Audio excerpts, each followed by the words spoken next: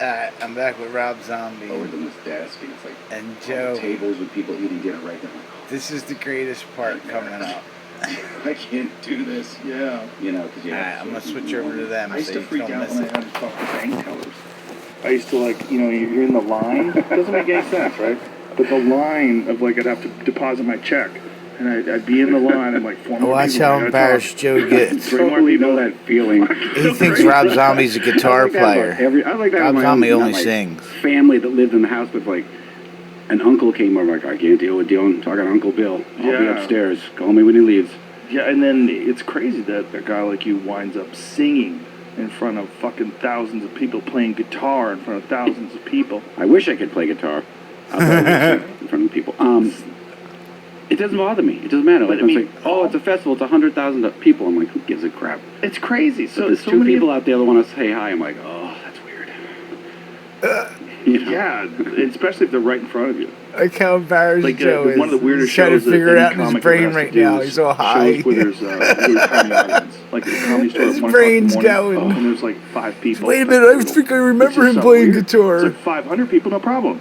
Yeah. 5 people. That's why it's starting, when people are like, oh, do you ever want to go back and play clubs and more intimate setting? I'm like, no. I want the shows to be bigger, as impersonal as humanly possible. Because I hated playing clubs and people right in front of you, doing that. And That's the best. Yeah. I know we do kind of suck, but Do you think he meant that for Joe? Right in front of him? Man. He doesn't even know. I don't know. Pretends like he knew What kind him. of music did you guys play in the very beginning? Well, when I started, I was living in New York City, and when my first band, White Zombie, started, I was working at Pee Wee's Playhouse, actually. I was a production assistant for Pee Wee's Playhouse for the first season. Did you know Phil Hartman? No, I was a production assistant. Oh, okay. I knew But did you see him? I saw people around because it was Phil Hartman, and it was Paul Rubens, obviously, and it was William Marshall, who played Blackula. He was the cartoon king at that point. And it was all these great people.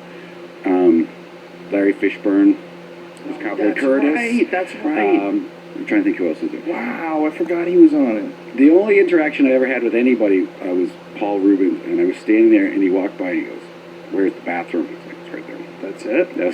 That was it. So, I forgot what I was saying. Oh, but anyway, yeah. I just get sidetracked. It's crazy that White Zombie was your first band, too. Yeah. And what are the odds?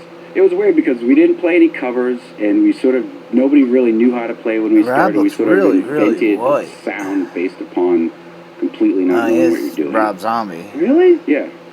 Because that's like any band, like the Ramones. It's we know these 3 chords, but we understand, they instinctively understand catchy pop songs, even though it doesn't make sense. Because when you try to learn a Ramones song, it doesn't make sense. Even though it seems like, oh, these are really simple songs. Because I've played them before, because I've done this Ramones tribute thing.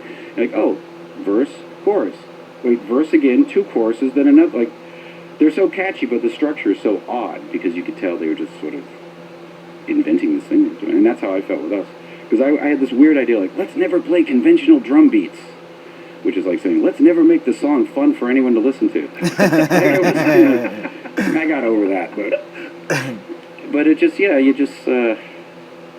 don't know what I'm talking about. Did you take any classes in the early days, or did you just... Well, I went to New York originally to go to Parsons School of Design for Fine Arts. But I got kicked out because my grades dropped too low, because I went from Haverhill to New York, so I was like, I'm just hanging out at Danceteria all night. I'm not going to school. Because Danceteria was amazing, because one night it would be, Run DMC, before anyone knew who they were, and then it would be Nick Cave, then it would be this. It was I stayed there every night till 4 a.m. And then we'd go to school just... That's the best thing at the picture. Or fall asleep on the train ride home to New Jersey, then try to get back. Fucking line. So you never went to school, for classical musical instruments or anything? No, I never went. I can't learn anything. I think I'm incapable. I just have to do it and figure it out. Do it wrong 1,000 times. I'm hanging my head upside down. I just incapable. Even when I was a little kid, if we got a game, I was incapable of reading the directions. We were let's just make up our own rules. We got a spinner and these little guys. Let's just, even it was 3 lines of directions to learn how to play the Happy Days game. we wouldn't bother. You're giving so many kids out there hope right now, listening to this. They're like, "That's me." Yeah, I mean, if You can make it. you can be Rob Zombie. You can be an idiot and make it. I mean, I remember when I got kicked You out can of be school. I was anybody, sitting in New man. Jersey. I was probably Anybody you want to be.